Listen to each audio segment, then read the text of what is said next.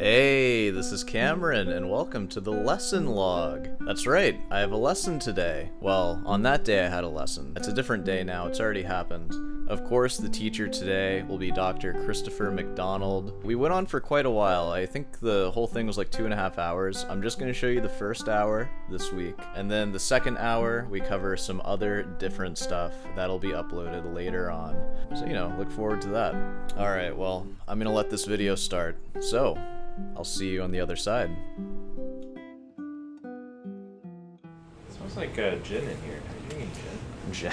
Does it? A little bit. They might be fermenting, stuff in my sink. Oh, okay. It's like, that's fine. I have a pretty keen sense for a smell of gin. Do you want a bottle of water?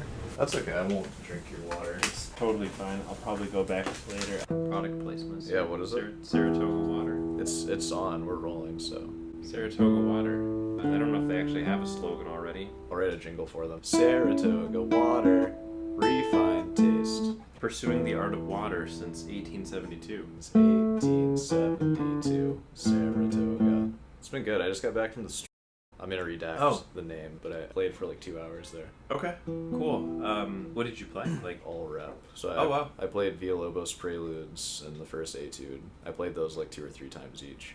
Like in between my Sonata 1001 and then the Morel Sonatina. The whole thing for both. I played each of those twice. Okay, that makes sense. I mean, people are kind of coming in and out too. Oh, they wouldn't know if I played the same know. song over and over. Like, I go to things like that, and I think without fail, every single piece of music I'll play, basically, someone will ask me, "Oh, was that Spanish?" or "Oh, was that Bach?" I think that just speaks to people are trying to relate to what you're doing. But anyways, how's it going?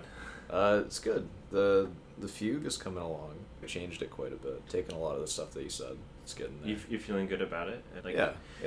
I think that's a difficult thing because it reaches a certain point where some of the refinements we make aren't immediately good refinements. We're just kind of experimenting. Some of them, technical changes that are necessary to be able to functionally play something aside, but musical ideas. And I find myself doing that where I'll sit with an idea for 3 months and be like, this is the best idea I've ever had, and then I'm just I don't know if I get tired of it. Yeah. If it's just I find a better idea, or if I just, I don't know. It's weird. So if you're sitting with them and the piece is kind of constantly growing, that's kind of a fun place to be in a piece for sure. Yeah. But I feel like it changes every 2 weeks or so. Good. Yeah. I think that's at some point you kind of settle into something maybe a little bit longer than that. But even then, I mean, I don't know. You see professional classical guitarists that will play the same concert program. And then the next year, they might cycle out a couple, but they'll play some of the same pieces. Yeah. And, I used to maybe be more critical of that, but it's kind of growing on me where it's pretty fundamentally different by the second time. Yeah. Especially with Bach, but anything, it's just, one, I don't really remember much about, it's been a year, but two, it's but they change things and it kind of grows. So. Oh, yeah. But so maybe what we'll do, because last time we kind of really broke it into partitions. Mm-hmm. I think maybe this time could we just try to do the whole thing, and then do you feel comfortable just running from start to finish the Fugue, and then? Yeah. Or did you want to do it? Do something else? Do you have something else in mind? Oh no, I like that idea. I'll try. If you're it's kind of tough after playing for 2 hours to. So I'm open to. I don't want you to. Oh no, I'm all good. Let me Sorry about that. It's okay. This chair is driving me nuts. Yeah. It's a little too squishy. A little bit better. The right height too. Yeah, it's the right height.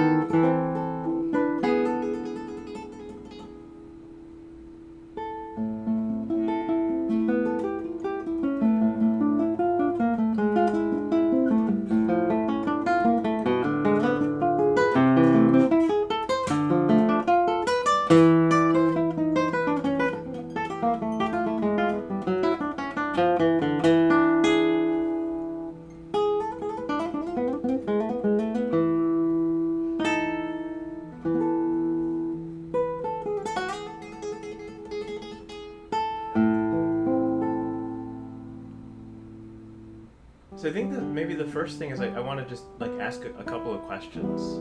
About things first before I don't. So I think the first thing is, how did you feel about that run through? And what I mean by that is, in comparison to other run throughs, but just maybe more of just a abstract question about like, how are you feeling about like, where it's at, kind of how well you conveyed maybe the ideas that you were trying to convey, things like that. That run through, I felt that it started pretty strong, where like my mind, I was pretty focused, but then I started feeling like kind of unstable, and then like of course like when you're performing, like you can't stop and like adjust or anything. Like I found that my physically uncomfortable. Yeah, like my guitar, like I wasn't feeling my guitar on this leg like at all, really. Oh. So it was just like hard to move around. So there were some parts like I was really uncomfortable here doing that thing. Like so there were just some parts. Are you holding the guitar against your body with your forearm on your right hand? Yeah. So you might want to get like some shelf liner. Or so I am. I'm not. Because it's not. The guitar's not stable. Yeah. You want the guitar to be stable. Yeah. Yeah. So I would definitely recommend that. I don't know if I have anything in eyesight that can serve that function, but the it might not have enough like friction. You're looking for something with pretty high friction. Yeah. So what that will allow you to do, one is That's better. That may be a little bit better. So the goal is you should be able to like play pretty stably without having to hold the guitar. Yeah. In place. Yeah.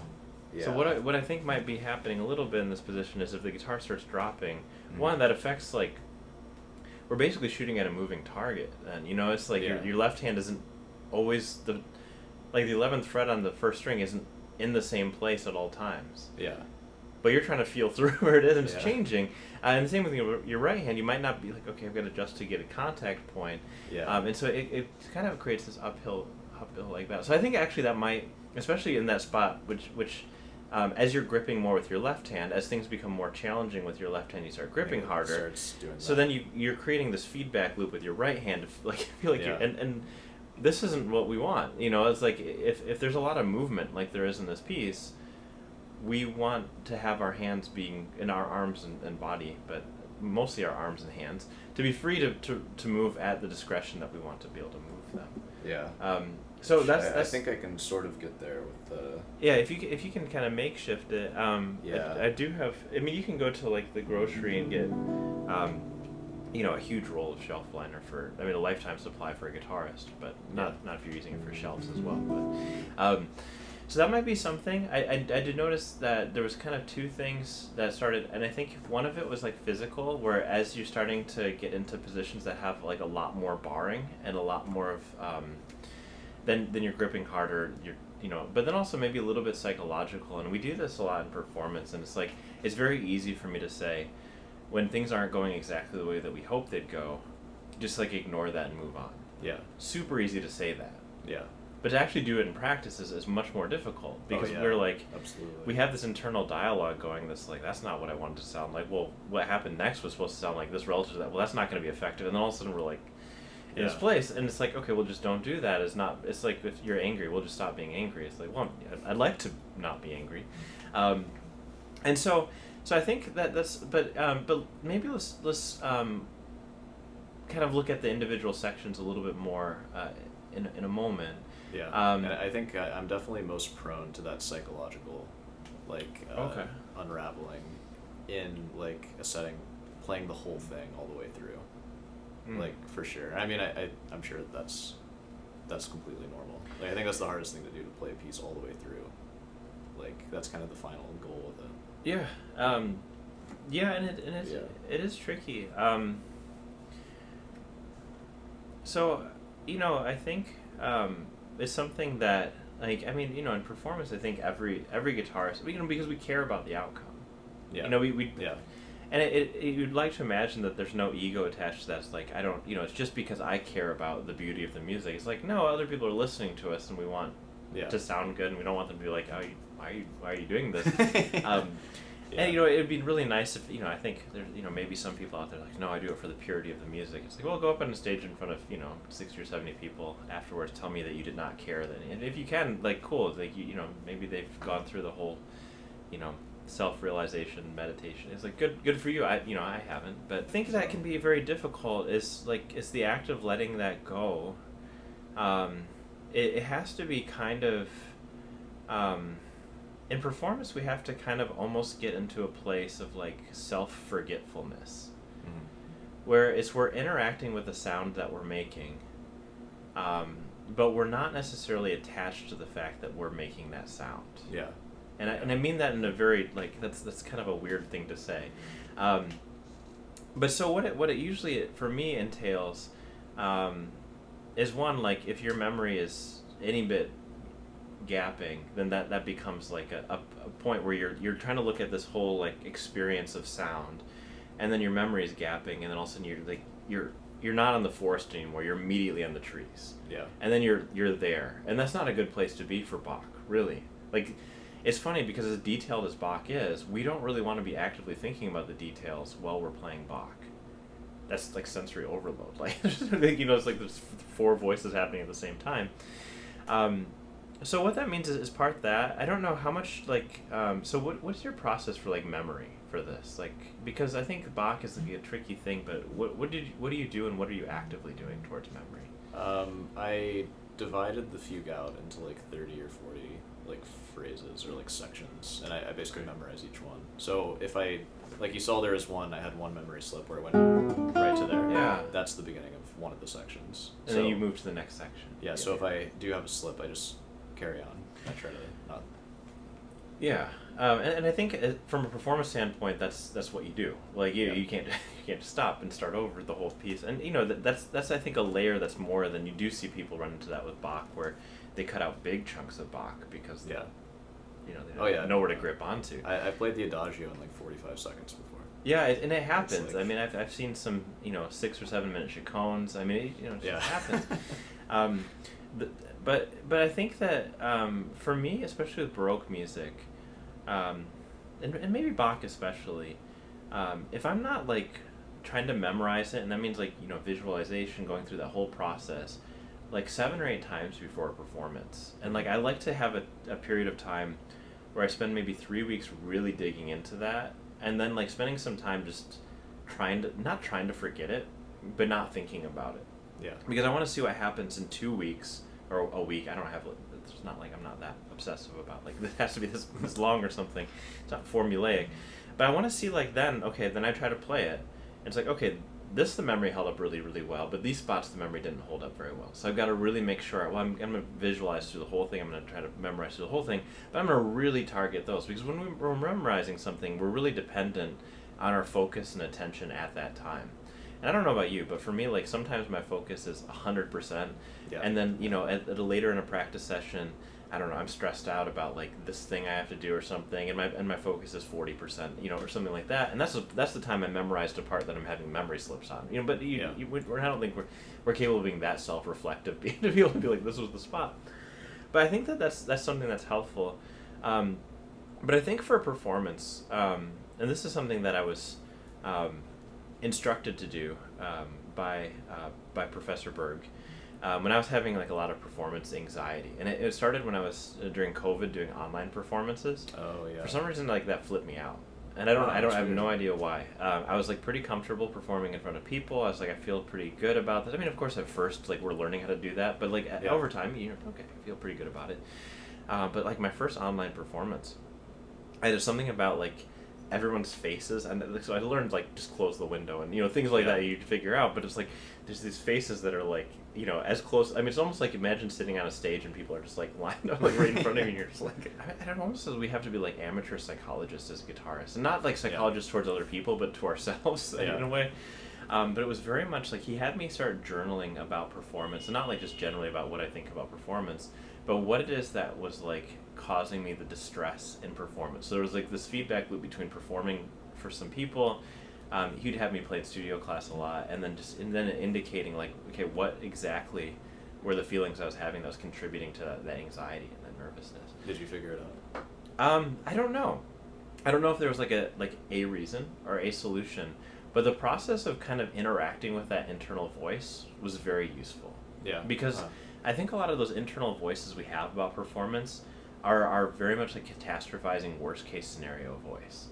And it's usually we do this about things we care about. And you think about like, maybe you're interested in asking a girl out or something. It's like, well, it's just like, well, this seems like a good idea. She seems interested in me. Like, you're getting all the signs. And then you get up to walk up to maybe start a conversation. On that walk, I don't know if you ever had this walk before, where it's just like, man, what's the worst case scenario here? Like, is she gonna reject me? This is a public place. It's gonna be humiliating. And you're like, I didn't have any of these thoughts when I was feeling very courageous. Like, what happened? Anyway, so I think it's a similar analogy where it's like, we do that in performance is we start thinking like, oh, everyone's here to like scrutinize us to the same degree that we scrutinize ourselves often in our practice. Yeah. And that's something I did learn from that. And I realized that, one, most of the people we play for don't know the piece we're playing.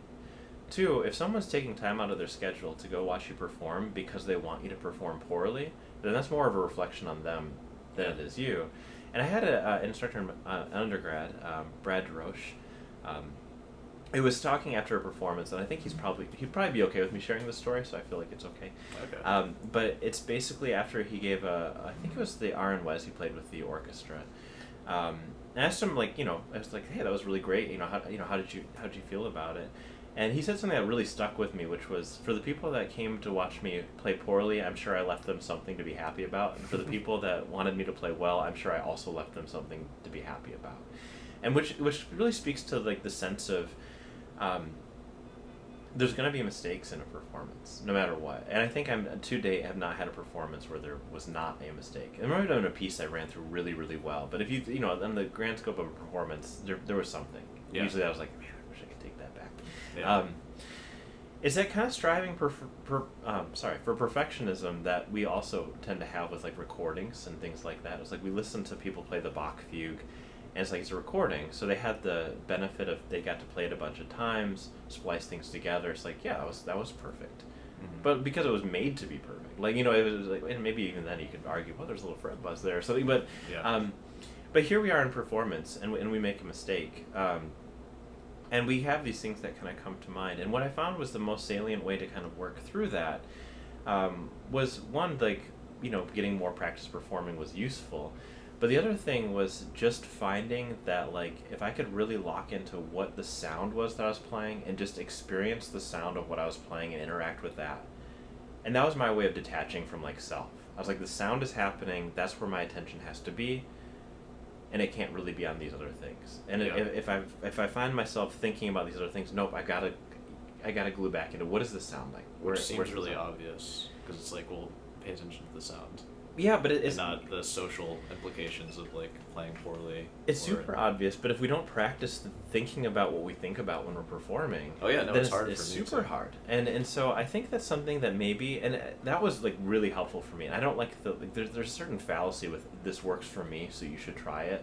Yeah. But I think the idea of disengaging from that that self is kind of universally useful. Whether that's being you really lock into sound. I think I don't know why, but some reason when I'm really focused on what I'm doing physically, that's not as helpful for me because then I'm not really keyed into what it sounds like that I'm playing. So, but maybe experiment with some different things like that.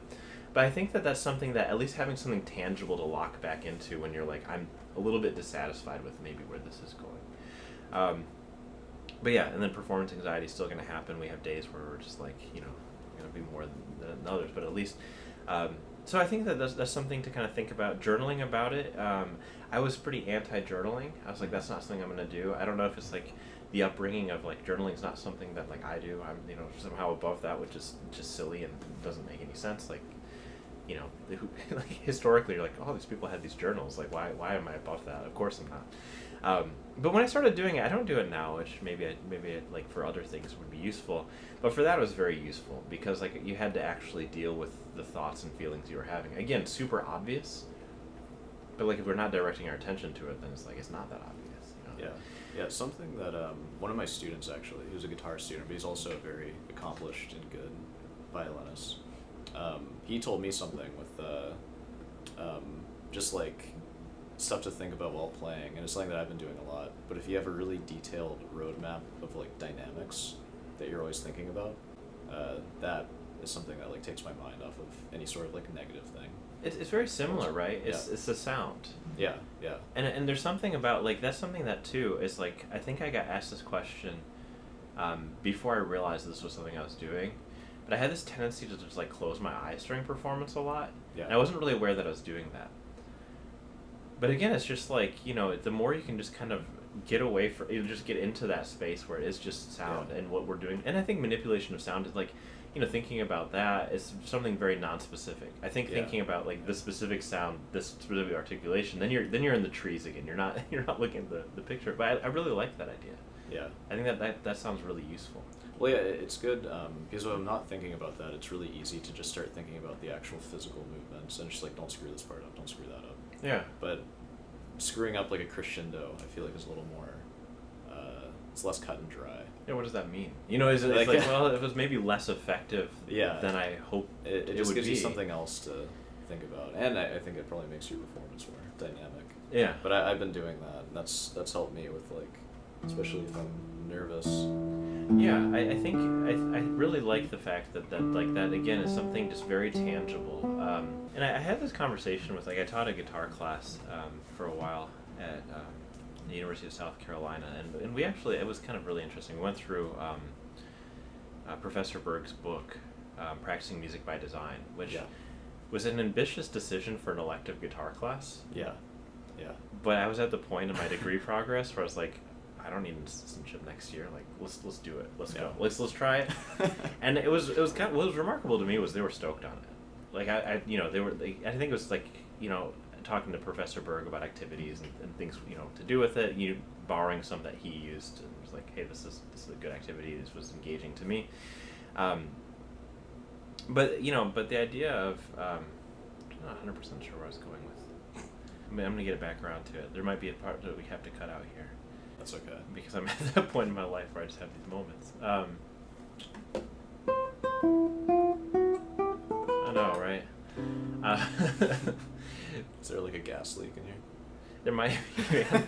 Is that why I memory slips? It's a train of thought. Speaking of memory slips, but I guess that wasn't really a memory slip. We can start breaking up the fugue if you want. Yeah, we should do that. It's gonna bother me to no end, though, and it's cool. It should bother me. You can throw it back in when you remember. It's gonna happen too, and it's gonna be this point where it's just inopportune. But that's okay. Yeah, it's fine. I'll make it work in post. Yeah, wild. Okay, well, anyways, let's start looking at, I think, what I really want to do, and there was kind of another factor of kind of the performance, where I think your musical ideas, and this sounds, this is going to sound maybe not the way I want it to sound, but I think it's the way that, well, it's not mean, it's not like that, but I think that they're, you're kind of at a point where maybe you need to just kind of let go a little bit.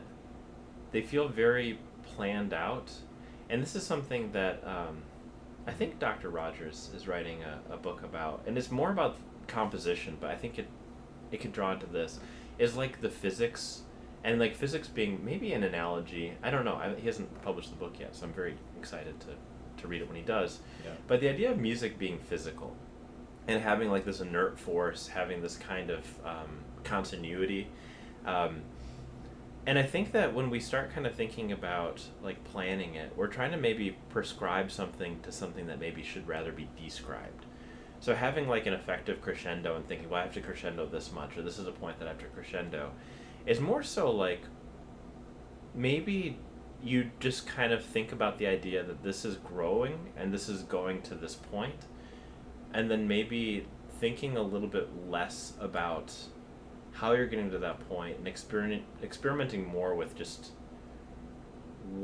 how the notes are generating that kind of momentum to that point. So we can start with the beginning, and I think we talked about this last time, is like the repeated notes, but we have a lot of also like half steps, ba-dum, ba-dum, you know, things like that, that are very generative. And so what I want to do is I want to just start from the beginning and play like the first section until there's a more free-flowing middle part. I'm not going to sing through the whole thing. Yeah. But can we just start with just the very fugal, the exposition, I guess? Yeah.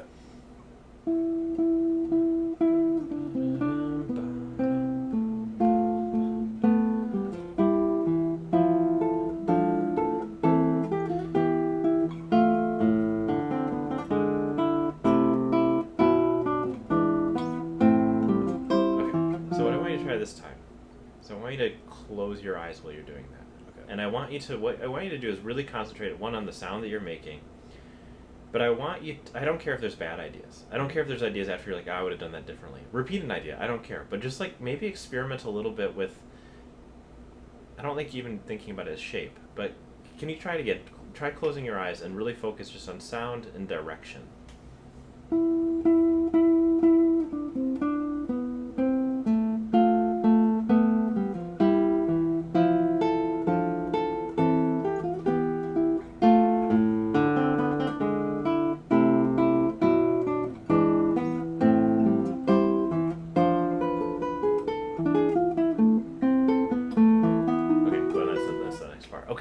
Already better. Okay. So how did that feel doing that? Like, what was your attention when you were doing that? Resolving like all that kind of stuff.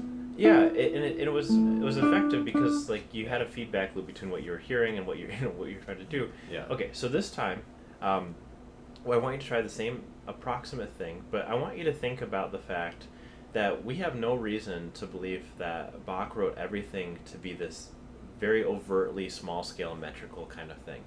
Mm-hmm. That's something that happened because we're trying to all sound like harpsichordists for some obscure reason. But it's like, but harpsichordists, and then we had the piano, which allowed more flexibility. It's like we shouldn't like limit ourselves to some sort of like perspective of like technology is only a limitation because we haven't maybe arrived at like a greater technology rather than let's try to emulate. But okay, all that aside. Yeah. So what I want you to do is like almost to the point of ridiculousness. I want you to think about playing with time, and then maybe we have to calibrate. Okay. But I want you to feel like you have the freedom to try to do that. Okay. Okay. Eyes closed still. Yeah, still eyes closed. You gotta listen, not think about what your hands do.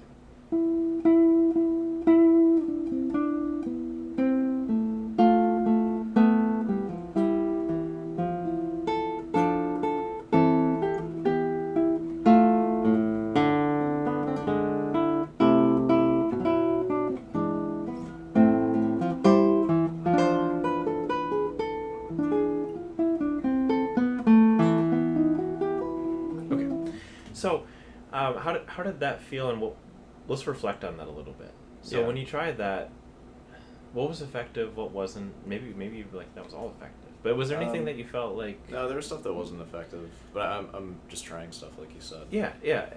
But maybe why? Like why do you think the things that were less effective?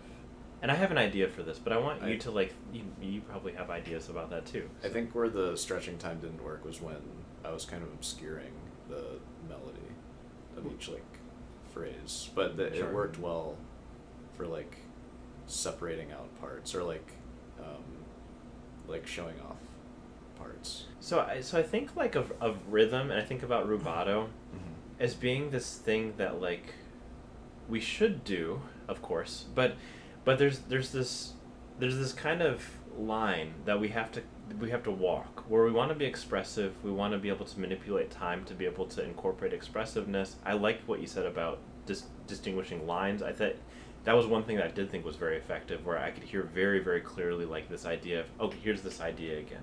And you gave yourself space to be able to, here's the idea, rather than, well, it has to be in this metrical structure. Yeah. So where I think it breaks down isn't when we lose like the eighth note rhythm or something like that. Not at all. But it's where we start losing the pulse. Mm-hmm. And it has this broader kind of, what's called like hyperrhythm, but the idea of this like expanded pulse where, you know, if we don't have that sense of landing there within some sort of framework, we might be a little bit in trouble. Because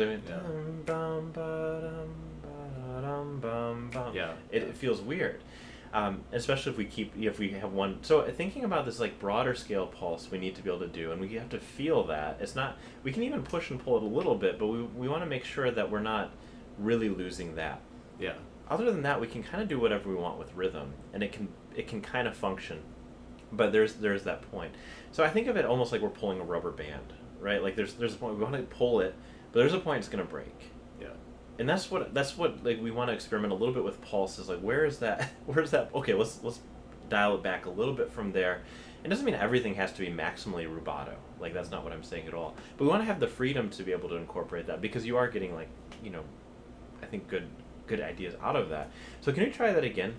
and see if we can really think about, like, here's your pulse. Bum, bum, bum, bum, ba-da-dum, bum, bum. That's your pulse, not bum, bum, bum, bum, Yeah. you know? Yeah, alright.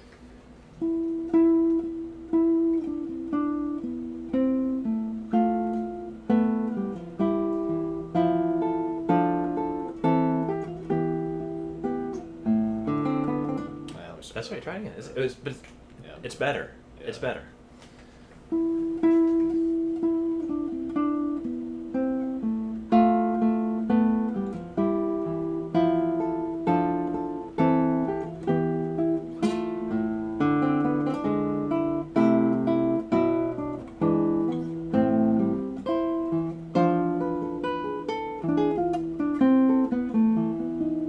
Yeah, I think it's better. It's something to kind of continue. I think it would maybe help to. I might need to do some metronome practice with that. We're keeping the pulse. Or was that on 2 and 4, or just on 2? So it's kind of almost like, I don't know how it's denoted in the score. It's probably 1 per measure almost. Yeah. Is it? Are we feeling the pulse on the second beat or the? Oh, for sure. Yeah. Yeah. Yeah, probably so. So on 2.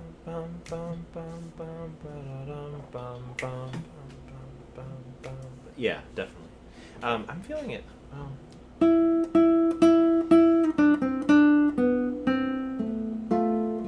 Yes, I think definitely, because otherwise you get into this kind of mode. It's like that's an extension. But if we want it.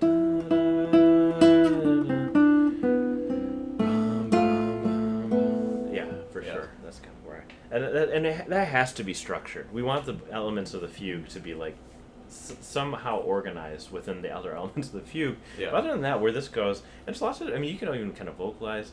Bum ba dum bum ba dum. I don't like that much. Bum ba dum bum bum. That's kind of fun. I mean, there's lots of different articulations, and what's implicit in this is like we're thinking about articulation. Because we have to articulate differently to accommodate different sorts of rhythm variety, but maybe thinking specifically, well, I'm going to hold this note a little bit longer, this one a little bit less, is way too much in the weeds of like detail oriented. Yeah. So maybe try it again to see and play like let's come up with like an idea for a shape and just make just an oral idea. Yeah. It doesn't have to be right or wrong, and then see if you can just kind of emulate that on the guitar. Yeah.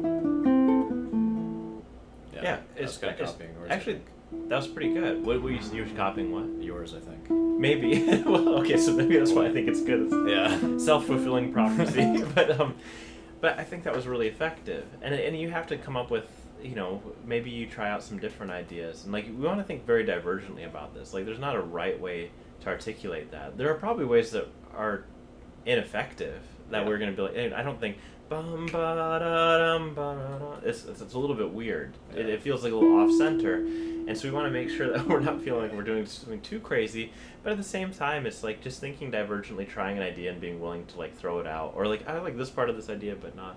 But I think thinking about things like crescendo or articulation, we are doing that, but those are more descriptive ideas for me than prescriptive ideas. Are where do I feel like this line is going, and how do I kind of balance it out within this larger kind of metrical structure, and that's also helping with articulation. I'm noticing that the slur on that is something that seems to be giving you trouble, and it's the open to first finger slur, and I think it's actually your hand position's not in really a great spot for it. Should be more like that. Try it. Yeah. I think that I definitely think more. Yes. You just you want to be a little bit. No, keep a good curve like that, but we want to be a little closer to the fret. Oh, there you go. Yeah, of course. I always say try that. It. Yeah. That's better. Yeah. Yeah. She'll just do that. That was really nice. And that's something I'm noticing, and there's something that maybe that we want to get too far into the weeds with. But I'm noticing, and this is something that's very, very common for people that come from different world than classical and then start playing classical. Well, dude, don't say that out loud here. No, but we get into this All very classical. index finger heavy position. Yeah. And so I'm noticing that there's some points with barring that I'm wondering, because you said like it's like this. What part of your hand was giving you a bit of trouble? Oh, my thumb. This. Yeah. Mainly. So it's coming from pressure from yeah. 'cause when I do put pressure, I have this. I think. Oh, and I see. Yeah. So that might be maybe a different issue. But I'm wondering, because I'm noticing there's quite a few times where I'm seeing that you're in a bar position, but your index finger could be a little bit more in. Yeah. And I don't know that we need to like spend a huge amount of time going through like itemizing every single bar, but maybe something to be a little bit more conscious of. I'm seeing it especially in bars, and I'm wondering if you're trying to get more into this grabbing kind of position than allowing the index finger to be able to kind of reach back and getting. Yeah, like. That's a great position, and it changes from. And sometimes we have to kind of tuck a little bit. Yeah. Yeah. I mean, there's not an absolute, but.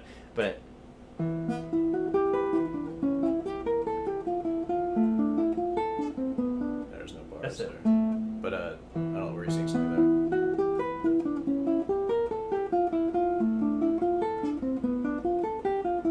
Yeah.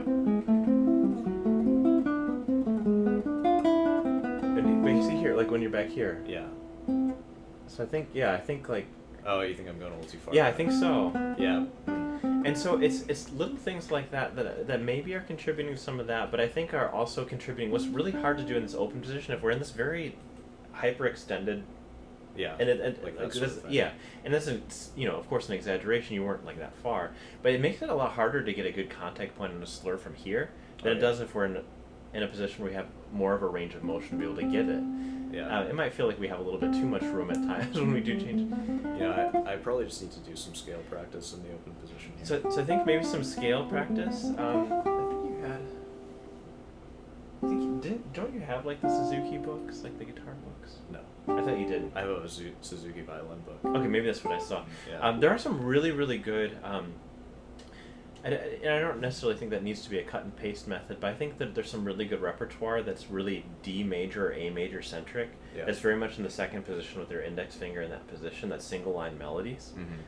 So it'd be like, and it's stuff that you could definitely like read through, very easily. And I think just like having melodies like that, so you can some scales, maybe doing a little bit of that, just to kind of get your hand. But you're gonna have a lot more reach. So you're not gonna feel like you're having to also grip so hard to reach when you have those kind of reachy spots. Yeah, well, I'm kind of realizing now, because I do make a big deal about the, like, going to the fret. I remember that story that Mr. Berg told us one time where I think somebody asked, like, if he cleans his guitar. Oh, yes, yeah, fretboard, and he's like, no. Of course I don't not. touch it. Yeah, Like, I'm not pressing down too hard. yeah. It's like, oh, yeah, don't touch the fretboard. Understood. But I think a lot of this, I focus a lot on my other three, and then my index kind of... It ends up kind of in the middle, yeah. Because I think maybe my index is so, like, I can just... But imagine how much easier it would be to not have to reach back that far. You know, absolutely. So I think that maybe that's something that's really hard to add into a Bach fugue, right? Yeah, like that's yeah, one. totally. So I agree. I like the idea of scale practice, single line melody that kind of Yeah. uses that. Okay, this maybe is becoming more about technique than I wanted to. That's okay. But it seems like your right hand has a tendency to kind of run away from the. It's bouncy. Yeah. That's something that I've been working with. Okay. And So one thing you can do. I'm able to control it if I think about it, but I think you're trying to get more volume, which is interesting, by like playing the string harder. Yeah. But what if this is again hard to execute in a Bach piece? What if you tried doing? Oh, okay. Yeah, that's fine. You saw that too, though. Okay. Yeah, the tablet like flashed and Okay. turned off. So maybe try instead pressing more into the strings, like, and what I mean by that is just getting a little bit more weight into the strings this way, but like not collapsing your hand with it. But yeah, there you go. And if you press in, so let's try an exercise where you just play like just a chord. A minor is cool. That's a. I'm just kidding. Yeah. Okay, so now what I want you to try to do is just with all the fingers, just get a little bit more volume by pressing in this way into the string. Oh, really? Yeah, and you'll get a lot more volume. Good. Now what I want you to try to do, this is kind of fun, is with the, maybe the thumb, press in a little bit more with the thumb, but not the other fingers. And yeah, it's going to be, it's a little... There you go. You see how that brings out the thumb more? Yeah. Yeah. Now try it now with the ring finger. That'll be a little bit easier because the outer fingers are always a little easier. So press in a little bit. There you go. Yeah. So maybe a little bit more with this guy. There you go. That's a little. Well, so it's okay, but you know, okay. Now we're gonna do the inner finger. So try with your index finger, pressing a little bit more into the string. There you go. Yeah. There you go. Now with your middle finger. Try to keep the volume. Yeah, there you go. There you go. The middle finger's a little weaker at it. We gotta try to help it out. There you go. There you go. There it is. Yeah, it's sometimes just getting a tactile sense of what that feels like. So you think getting volume? Because I've always heard, I think it was Berg, but he said that volume came from like the speed of the actual flex Of the stroke. Yeah. The stroke. So that's definitely something that that people do. Yeah. For me, there was, and maybe it's just I didn't sit with that idea because he told me it's the same thing. I think. And it's something that like I tried out, but there was one thing that subconsciously that caused me to really push speed, and this boss that got louder. So I was like, okay, I've got to dial that back and be conscious of that. But I had a hard time not making that just pressing through the string harder, which meant like gripping my strokes a little bit harder. Versus pressing in is much more. I'm not changing how my fingers are moving. I'm just kind of loading it a little bit more in. Yeah.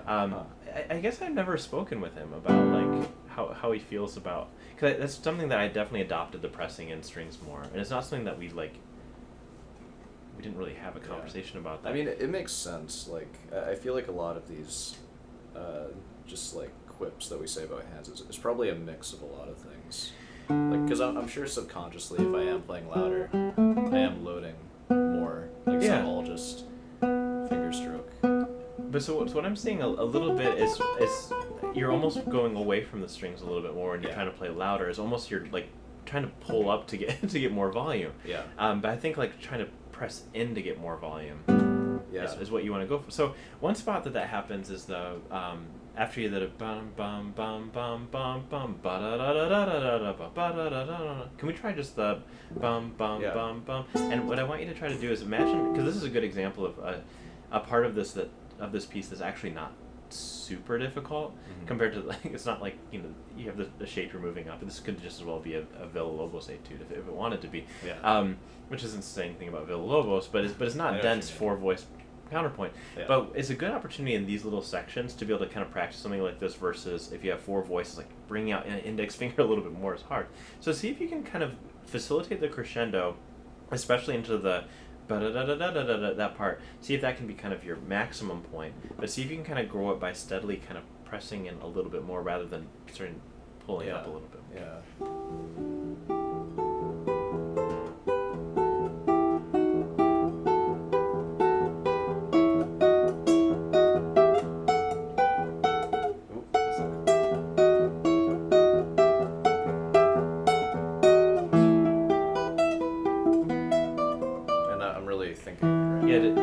So right now it feels. So just think about the pressure of the motion coming from. Like there. Yeah. So I'm actually gonna help. Okay. Is that okay? Yeah.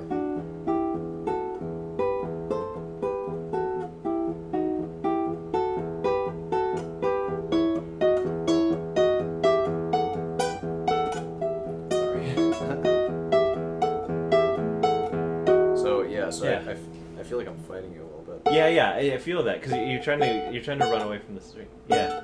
But you want the fingers to remain rigid, to sort of, so I'm not, because I think it, like my hand would naturally just do that because I'm thinking about, like, when my fingers are in this position, I'm trying really hard to keep them like as they are. Relaxed. Okay, yeah, understood. So it's natural that if there's pressure applied, I my see. fingers So you're collapse. So really, the support is coming from here. Yeah. And then I'm pulling my fingers in, like impulse, and then relax, and that's how they go back where they need to be. All right. I think I understand what you're saying. Can I see your guitar? Yeah. Should have maybe brought my. Well, no. What do you do? But yeah, the idea is like. And this is something, again, this is a contentious topic in the guitar world, so I'm not going to try to make an absolutist claim. For me, my tip joints are always flexible. Yeah. Okay. So they're actually like hyperextending. Yeah, for sure. The tip joints. So I'm trying to do this by ear, so bear with me.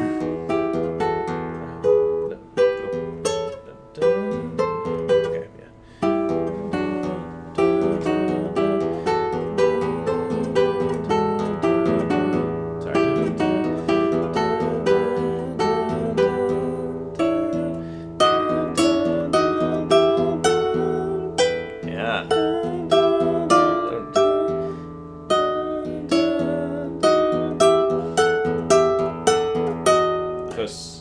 So at that point, yeah, you're really. They're really pressing in. Yeah, that's interesting. But what I think what that avoids doing is this. Yeah. Well, you know what that does? But it gives us thinner sound, and it makes me extremely inaccurate too, or inaccurate. Yeah, because I mean you're obviously not this far away, but you know, but versus if you're in the strings. You know, it's gonna really help with that as well. Yeah. So I think just kind of an idea, just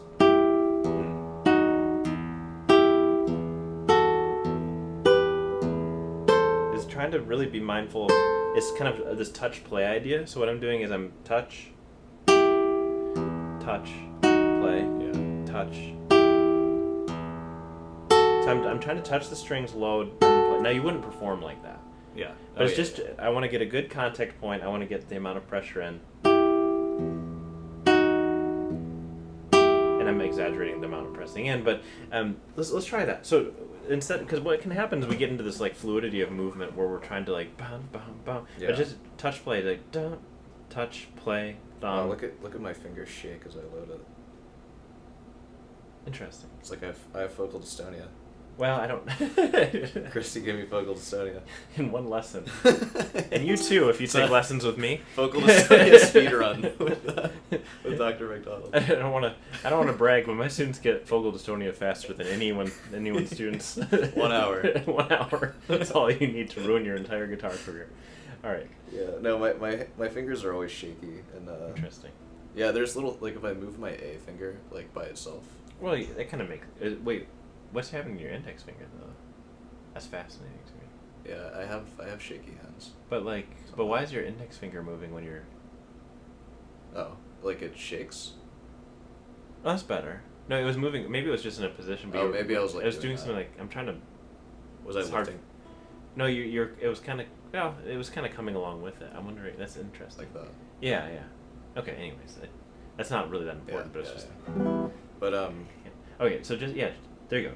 So play. No. You gotta do yeah. Maybe you can run the bass note. That's fine too. I mean, that's it. That's it. Yeah. So touch, play, touch, play, touch, play, touch.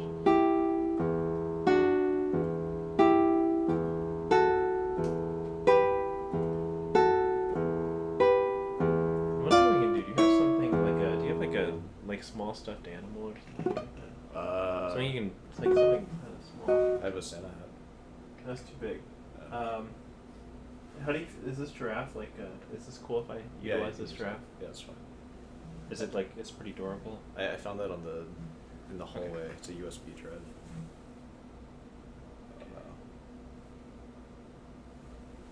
So that needs to not fall. So yeah. Basically, if you're jumping up, it's gonna fall. Yeah.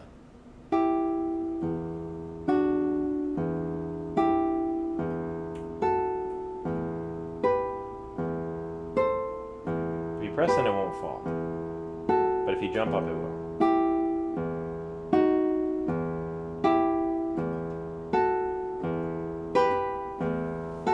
And if it falls, you'll make the giraffe sound. So. I have no idea where I am. That's okay. You're right, yeah.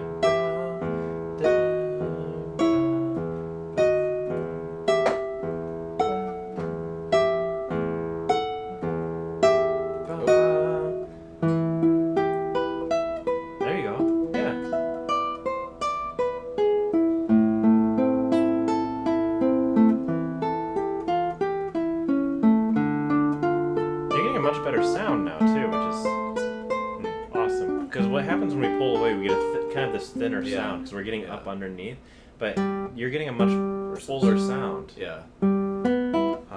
which was kind of unintentional, but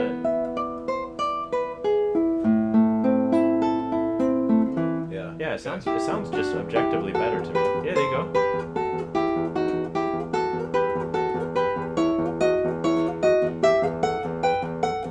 Why are you doing I and M that whole time? Huh? Why are you doing I and M that whole time instead of switching to I and A or something?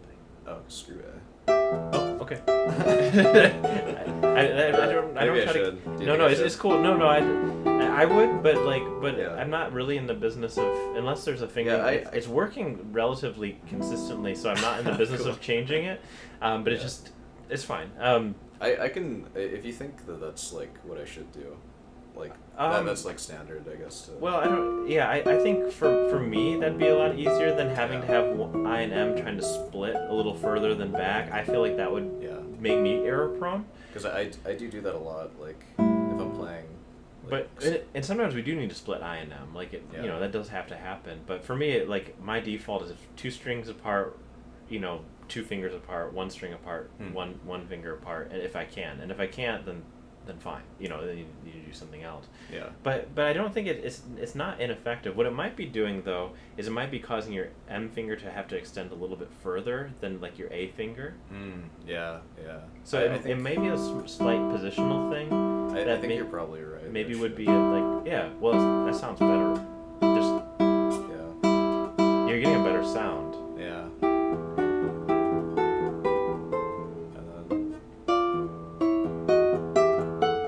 And then switch to IM. Maybe. Yeah, or a quick little A&M if you feel like that is necessary. I think maybe That's fine. He's just chilling. Yeah, he's just chilling. But like, I think that I think I also learned this fugue like a year ago too, and I feel like fingering decisions that I would make a year ago, or I think I think about them slightly more. Did your fingertips they're okay? Oh, they're just flicking some dirt out. Oh, okay. Yeah. Sorry, I don't want to drop cleaning that. myself. Understood. Just the way you were, I was like, I wanted to make sure like they weren't hurting the tips of your fingers. Yeah.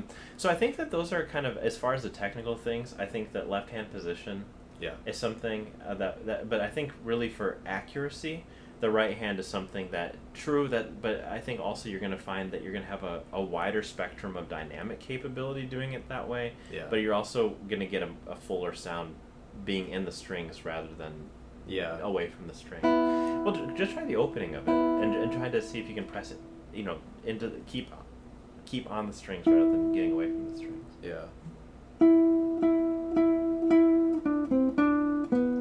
So that's a really nice tone.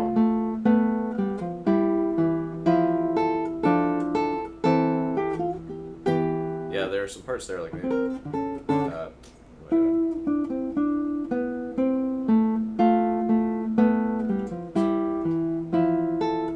guess I'll work it out.